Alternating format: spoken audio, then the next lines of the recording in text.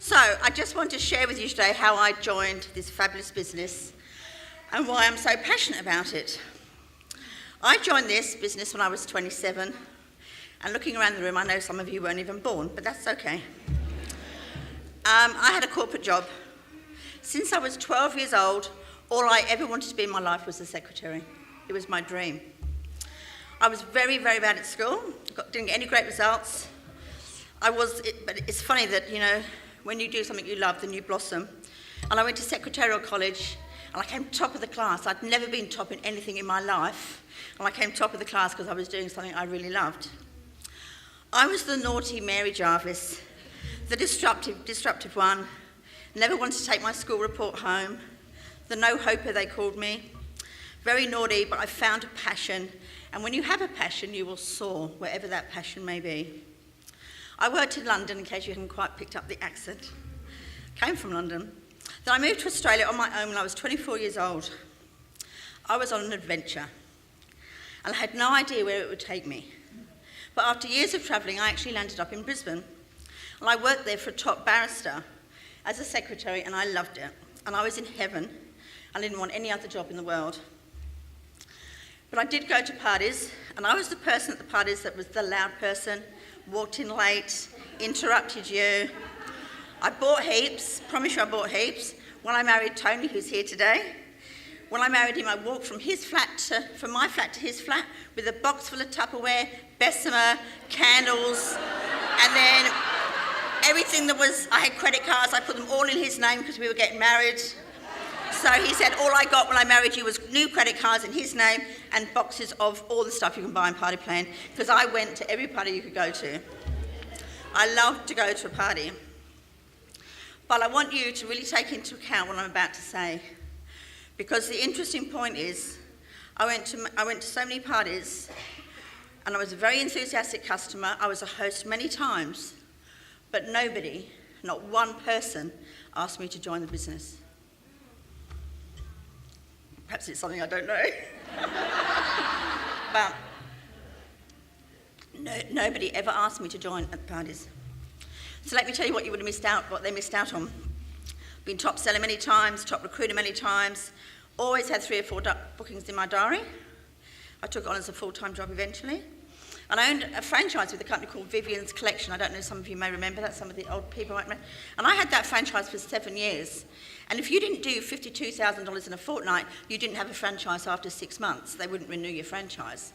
So you had to continue to sell that $52,000 every fortnight. And I did that for 7 years with the team. I then left Party Pan for a little while, but not for long. And I got offered a job.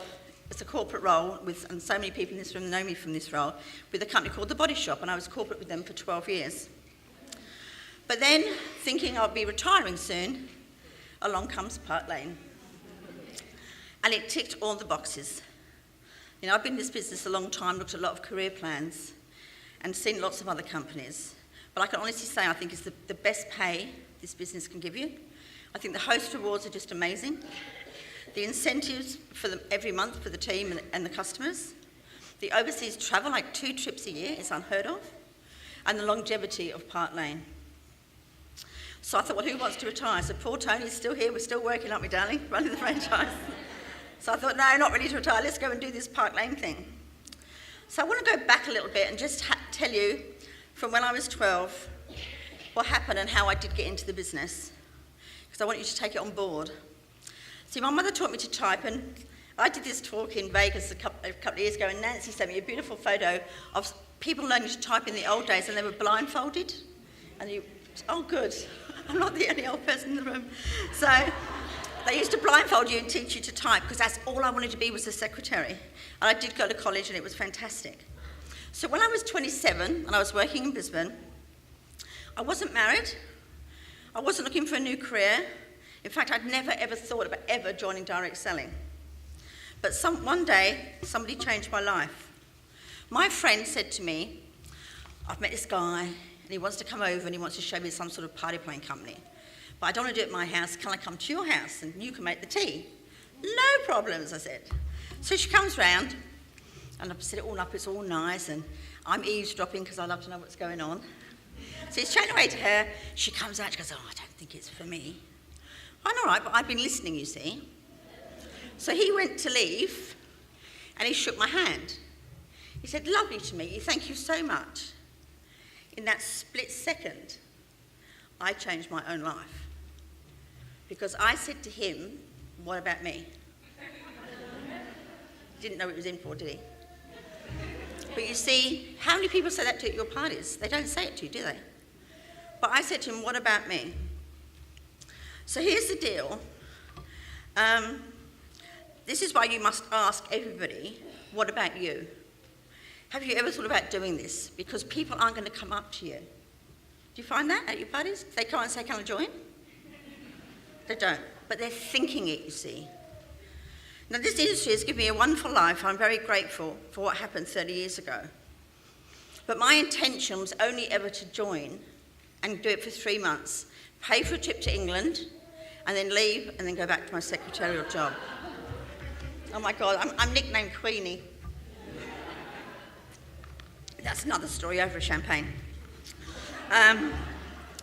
So I was excited, and I never thought I'd ever do this for a long time. It's like 3 months. So I rang my mum in London, and I said to her, "You're never going to guess what's happened." I mean, you didn't make many phone calls in those days. They just got aerograms and things, so she was quite excited to get a phone call anyway. So I rang my mother, and I said, "You won't believe what's happened. I'm going to do a party plan." And she said to me, "But I didn't educate you to be a Tupperware lady." Well, I said, "But it's not Tupperware." Not that that would matter.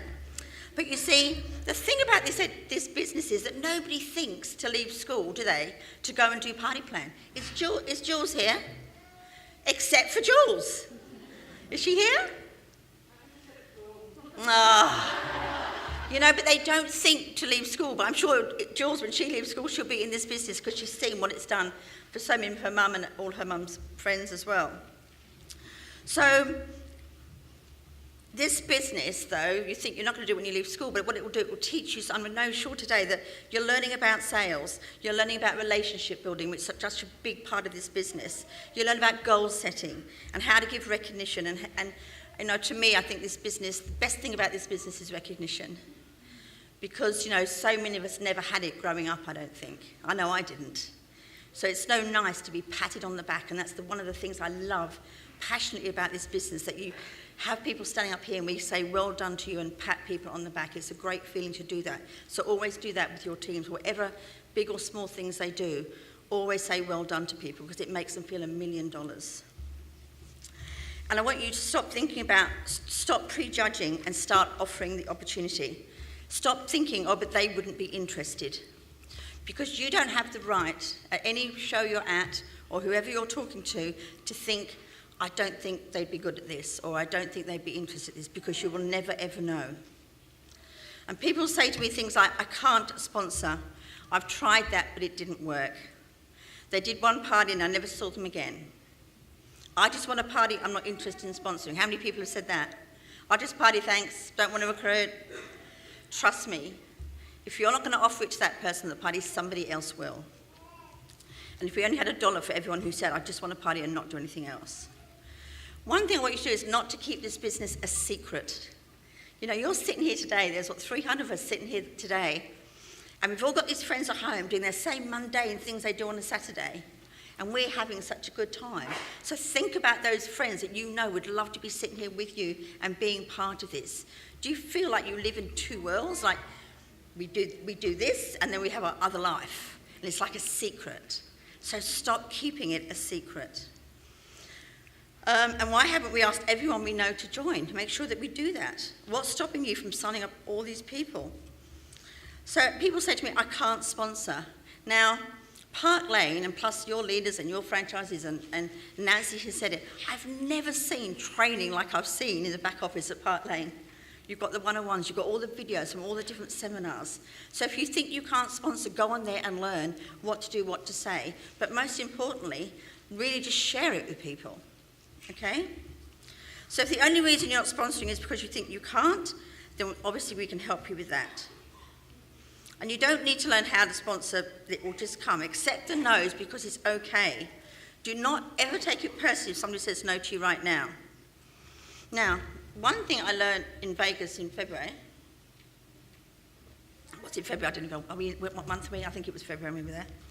But you brought out, there was a tracker called that 21-day tracker.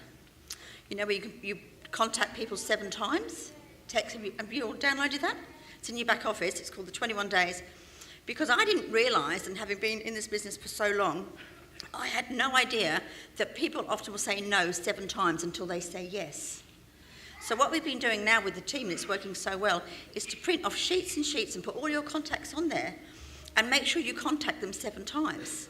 I've had people 3 or 4, I'm on the 5th time with them, and suddenly I'm getting a response, whether it's from Facebook or whatever it may be. But keep a list of how many times you've asked that person, whether they be a customer, whatever the question is, but make sure you have asked somebody 7 times, because that's when you often will get the yes. So never give up on anybody, all right? If you can just take that one tip away and use that sheet, it's in your downlines. It's like the second thing down to print off.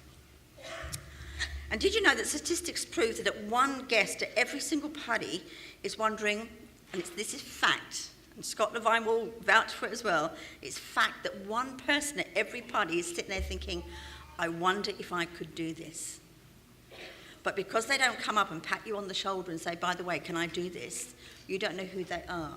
And that's why it's always important to be sure and to ask every single person in the eye at your checkout, have you ever thought of doing this? Because nobody said that to me. So I want you now, every time you're meeting somebody, you look them in the eye and you say, have you ever thought of doing this? Then you'll get the yes or no, or can I show you more about Park Lane? Doing it all now, losing my page. And I also know that people have joined, I've got somebody here, is Jenny here? Where's Jenny? Hands up. There's a lady here called Jenny Lawson, right? We met 8 years ago. And she came to a training session. And she said, you know what? I've been made to come today. I didn't really want to come today. I just thought I'd come today because my friend just got me to join because she wanted to win a trip. Just throwing it out there, right? But she thought, well, I'll come and check it out anyway. Now, Jenny Lawson has been on 3 overseas trips with direct selling companies. She was top in Park Lane in the first year that she joined top 10 recruiting. Now, that was a girl who only joined and bought a kit for her friend so her friend could win a trip.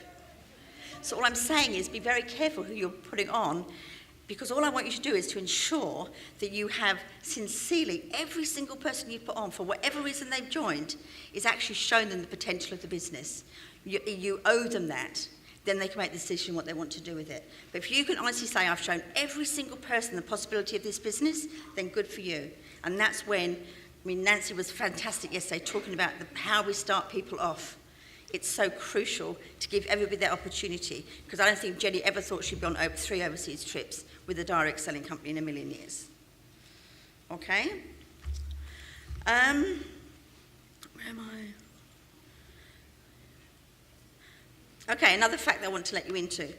Every single person that joins, whatever they say to you, every single fashion director that joins your business, you know what? Deep down, they really want to be successful. And I think what Nancy did this morning to show us that it took the 27th call, and most people will give up. So please, when you're putting people on, to make sure that they keep going until they get that success, because everybody deep down, every single one of you in this room wants to be successful, or you wouldn't be sitting here today. And I want you to think about, why do people join? And the thing that we really have to learn to do, people won't join for the same reason you joined.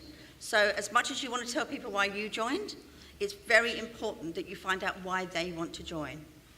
Because you see, people may often talk about, oh, I'm a mum at home, I want to get some extra money. Laura and I, we were both single, not married or anything when we joined in this business. So it's not, don't put people into categories, they'd be right for this business. You have to offer it to every single person. And there was a lady that I did a talk, a lady called Paula Antonini. She's an amazing woman, and she's talked at many conferences, and she's a mentor to me, and she taught me a very long time ago, and she said to me, whatever you do, make sure, she said, you have the opportunity. You're already fashion directors. We're here. We've already got this opportunity. But she said to me, whatever you do, make sure you continually offer it to people. And it's okay for people to keep saying no, but never, ever stop offering it, because you can change people's lives. Thank you. That's me.